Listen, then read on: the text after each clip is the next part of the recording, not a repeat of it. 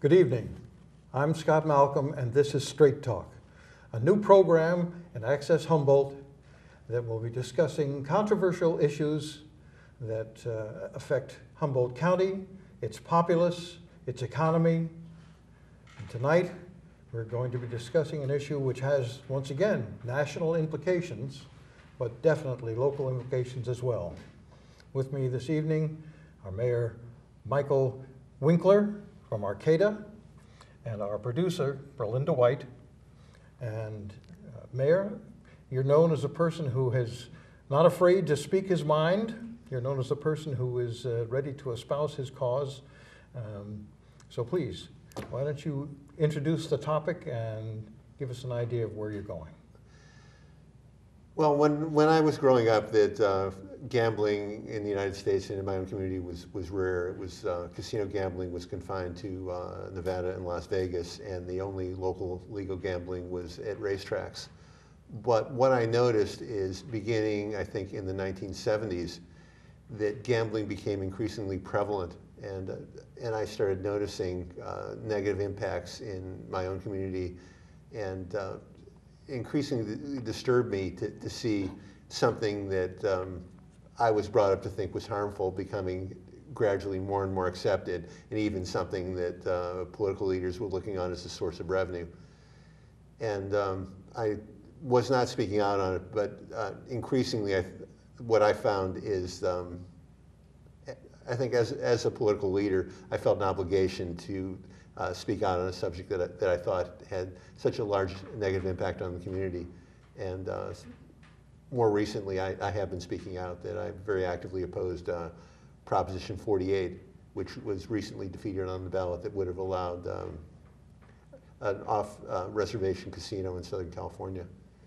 And that proposition also had a connection to the local Wiyot tribe here. All right, if you don't mind, I'd like to come back to Proposition 48 a little later, but I'd like to discuss just your concept. You say it has a negative impact on the community, and there's so many levels that entails.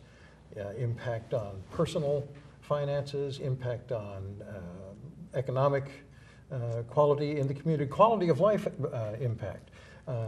What specifically have you sort of honed in on?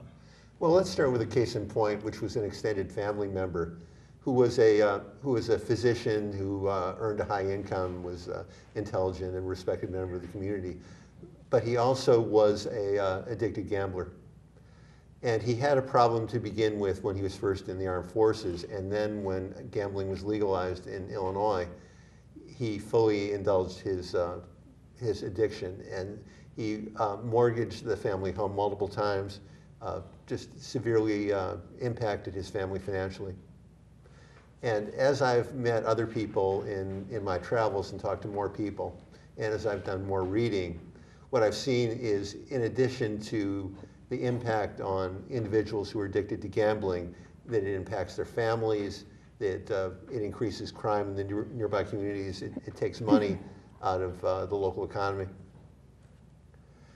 And I think it's especially dangerous to lower income people who the casinos are increasingly appealing to. That it used to be that people had to take long distance trips to Nevada, or even take time out to go to a local racetrack. Now casinos and gambling have become much more accessible, and so I think that gambling has become more of a mass market focus. The other area that has concerned me is that I'm trained as an engineer, and I've been, in addition to being fascinated with technology, I also have had a very strong political concerns. So I've been very interested in concerns about the impact, the social and economic impacts of technology.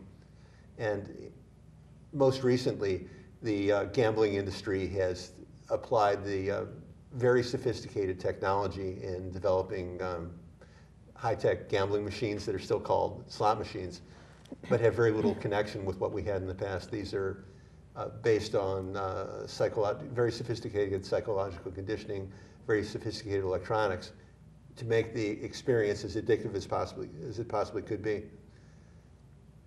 A book that I've read recently I think is excellent on the subject is by a professor at MIT named Natasha Schull. It's called Addiction by Design.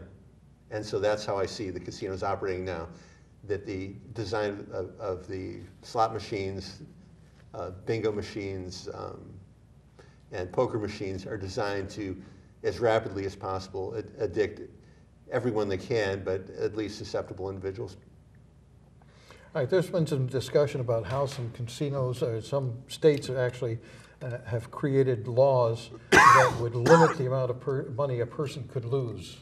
And it would seem to me that it's possible that through these electronics, they, because everybody has a card with their name on it and whatnot, and if it becomes noticeable that they are expending larger amounts of money than is on a scale, I suppose, that they might be cut off, or they might be told that they couldn't gamble anymore for a certain amount of time, or have you heard anything about that?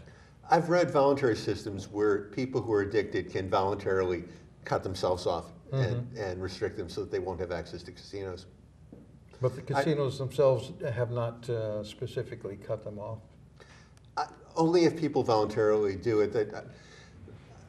One difficulty in all this is that casinos are working at cross purposes. They have what in a political setting would be called a conflict of interest. That their interest is to keep people at the machines as long as possible. I mean, the ideal player for a casino is someone who exhausts all the money that plays as long as possible, exhausts all the money that they have available, and then goes back, leaves the casino, goes out, earns some more money, and then comes back again and exhausts all their money. Right. And so that is the ideal customer for a casino.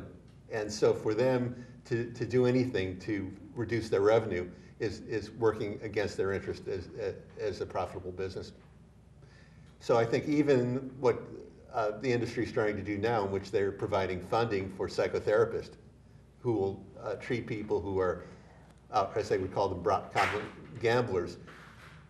It's like they've created, it's as if somebody has taken starting with coca leaves as the mildly addictive natural substance, refined it to be cocaine, and then refined it even further to be crack cocaine. They've created a product that is as highly addictive as they can possibly make it, and then they try in, I think, what are largely token ways to say, oh, we're being responsible. There's this tiny group of people who are susceptible. This is a fun activity for most people.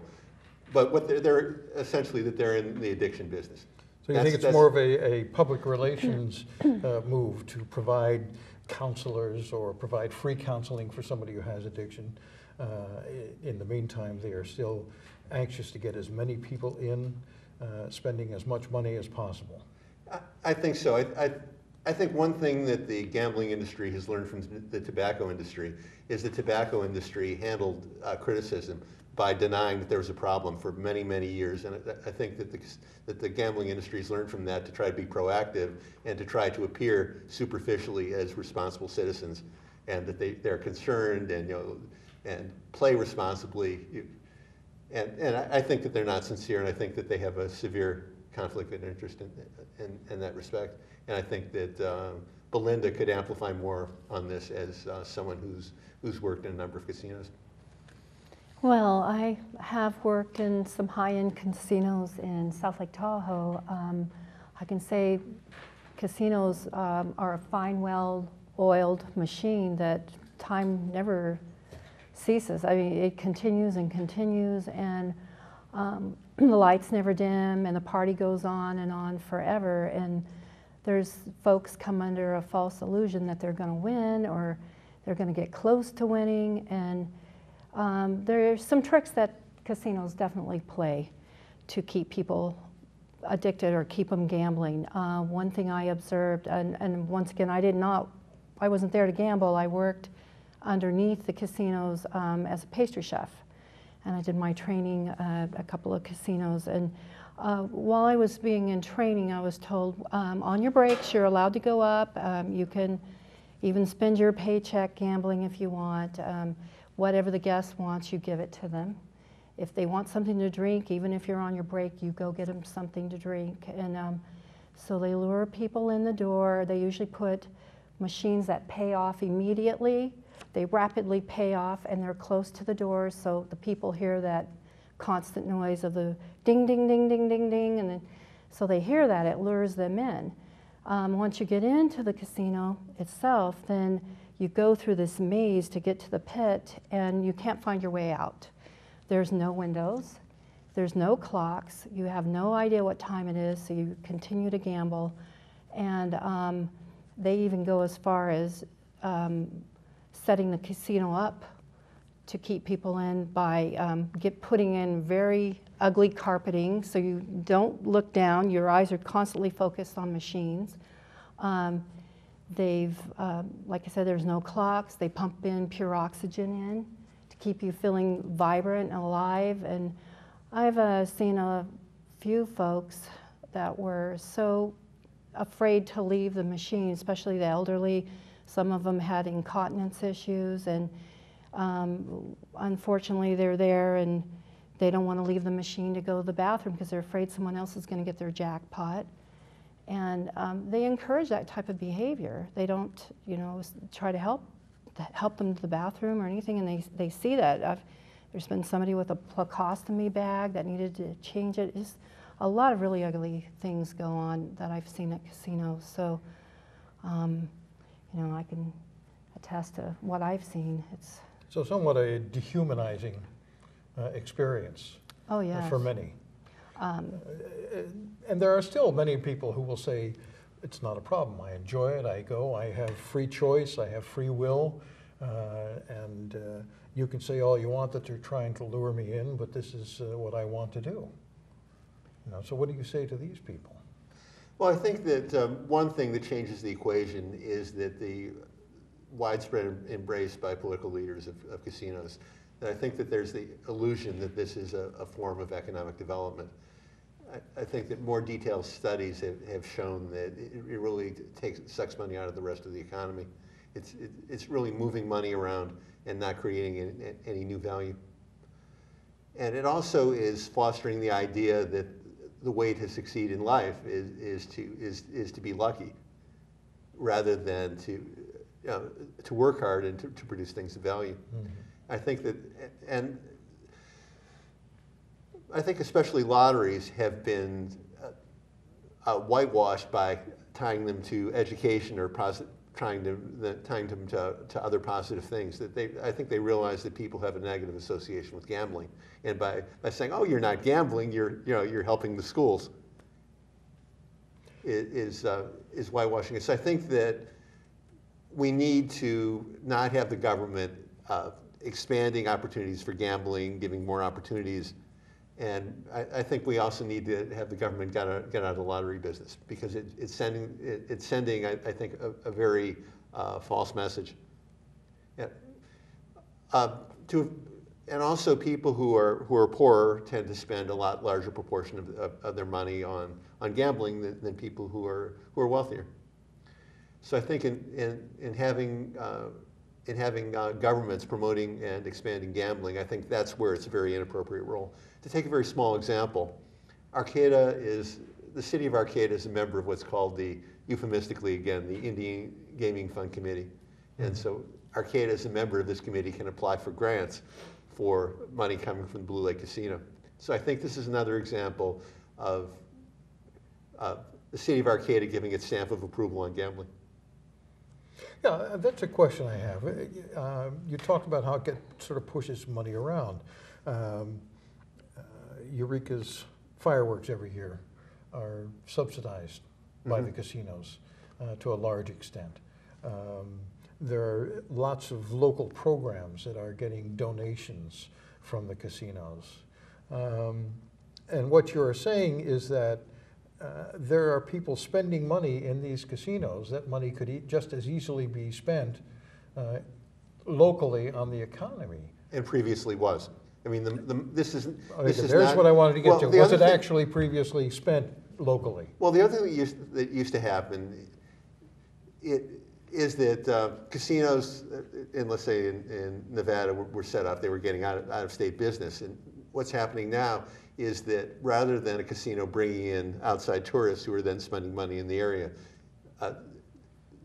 most casinos these days are very much focused on local customers. Mm-hmm. And so it's really moving around money within the local economy, and in many cases,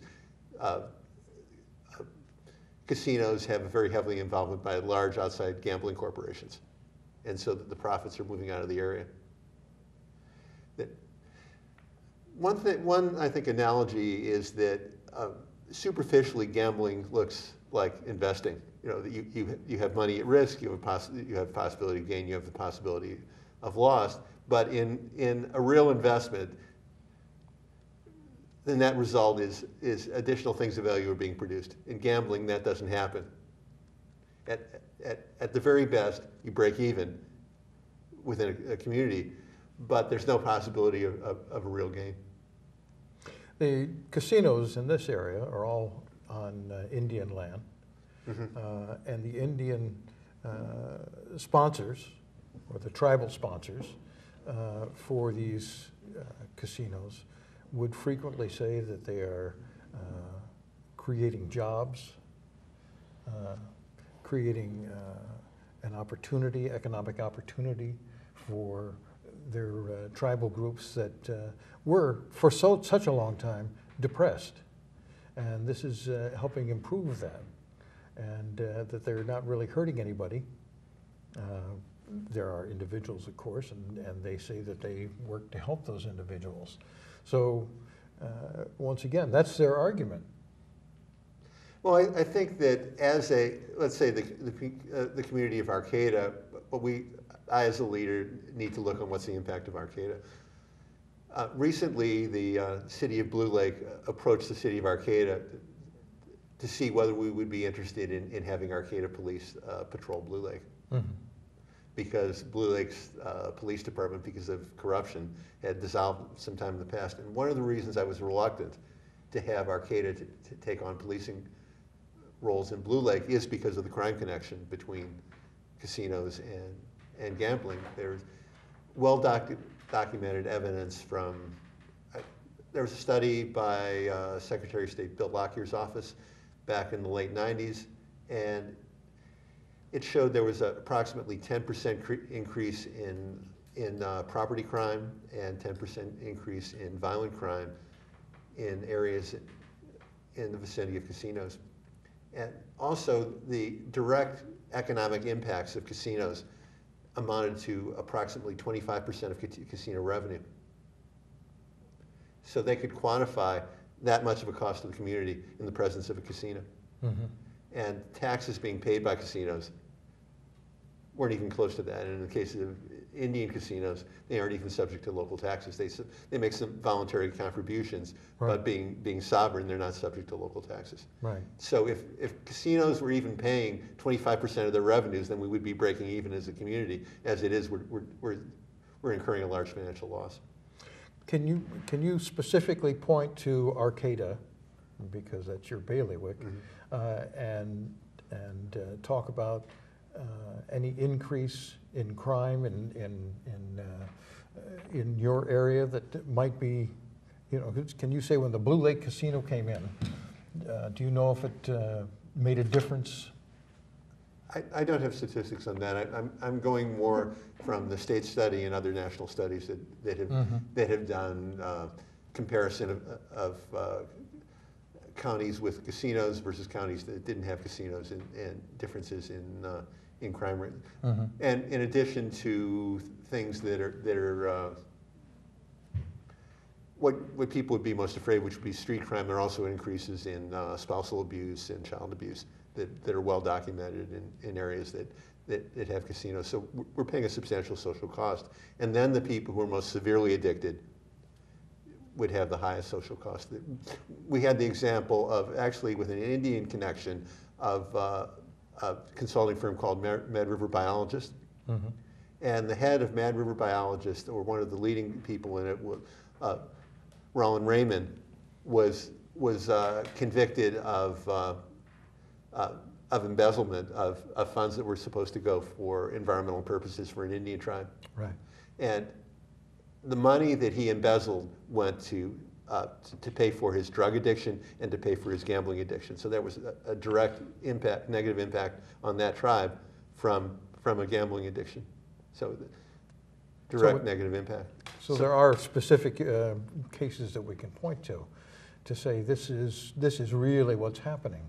Do you have any indication, or have you had any talks with any groups like Gamblers Anonymous, that, which, while they're anonymous with regard to the names of people, have they given you any statistics of increase of you know, the participation in those groups? I'm not aware if they're. I've seen Gamblers Anonymous listed, but I have not been in contact with them so far. As far as Arcata, what I'm going to propose in our when we swear in a new council members is we withdraw from the you know, this fund that I mentioned earlier. Right. But this is something that I'm just starting to get more knowledgeable about the specifics in this area. What I've been doing recently is talking to people anecdotally as I travel by bus. That's the main way that I travel long distance. And so when I travel, I ask people about their experience with gambling, what's happening to them personally, what's happening to their families. There was one young Indian man that I talked to about 2 years ago, and he had worked in the casino, and he was very troubled personally by what he saw as the negative impact on their customers. And he could see some economic benefit to his tribe, but he was troubled by what the overall impact was on his family. I recently, on a bus trip here, coming back from Fort Bragg, I talked to a man who had a problem with gambling addiction himself. I talked to a friend 2 weeks ago whose sister, when their parents were in deteriorating health and were dying, became an addicted gambler. And so it seems to happen when people are in times of stress and in times of personal difficulty, that they kind of seek solace in kind of putting themselves in this almost trance-like state that can shut out all the problems that they're having in their lives. I can understand that. If I buy a lottery ticket, the endorphins get going. I feel myself. I don't worry about whether I'm going to win or lose. For me, I just feel that I've spent $1 for the greatest fantasy I could imagine. You know, there's not a book or a magazine or a movie that could match the fantasy I have of what I could do if I win $360 million. You know.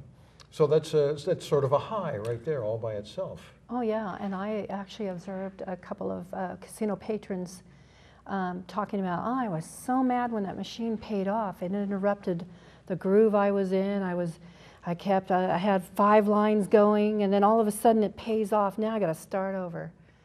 So it's like the dopamine and the adrenaline's flowing, and then all of a sudden it pays off and it cuts off their high. So I could see how that could happen. What I'm especially concerned about is addiction among teenagers. That statistics that I've seen have shown that among adults, that the proportion of the adult population that has a propensity to become addicted gamblers is roughly about 5%. But among teenagers, it's 2 to 2.5 times as great. And I think casinos have been fairly good, but not perfect, in keeping underage people out of the casinos. But one area that's been extremely difficult to stop is internet gambling. And that can even be international. And so I think that one of the things that we're going to need to do, both for, I think we're already doing it for alcohol, but I think we're going to need to doing it for gambling, is starting to try to immunize and educate teenagers about the difficulties and the potential dangers of gambling. Rather than just being a sort of daring, fun activity, it could threaten their lives and health. At the same time, it's not even the casinos. You can go even beyond that. If you look on television, on the sports channel, you'll see the World Series of Poker. And a goodly number of the players who are at the tables started out on the internet with internet poker. And they really aggrandize that. They really make it seem like a tremendous amount of fun, you know, a harmless program that could conceivably make you lots of money. One thing that's also disturbing about casinos is that, from what I've read, that roughly half of their revenue comes from addicted gamblers. So I'm not sure they could even survive, or they certainly couldn't survive in the form that they're in without that level of addiction. That's scary. You know, I think about crime, and you know, I look at some of these beautiful casinos, and it's kind of hard to imagine that crime would go up around those areas because they build them up and look very nice.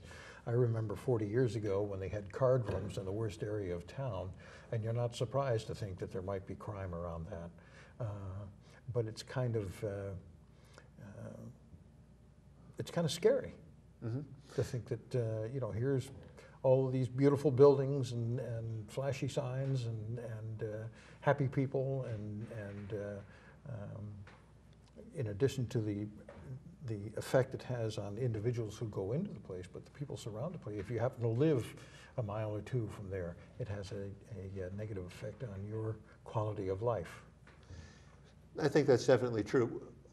One of the reasons I'm raising this topic now is I think we as a community have not really had a community conversation on this topic. And so that for us to make conscious decisions, for us to make aware decisions of what role we want to have gambling and we want to have casinos in our community, and to what degree we want to have our children involved in these activities, and to make conscious decisions, not just sort of blindly allow the so-called free market to dictate what's going to happen, because we may end up a result that we don't like very much, and this is going to have some very negative long-term impacts on our children and other members of our community. Very briefly, before I forget, we had talked a little bit about Prop 48, and you had mentioned to me in an earlier discussion the dichotomy that much of the opposition to Prop 48 came from gambling interests.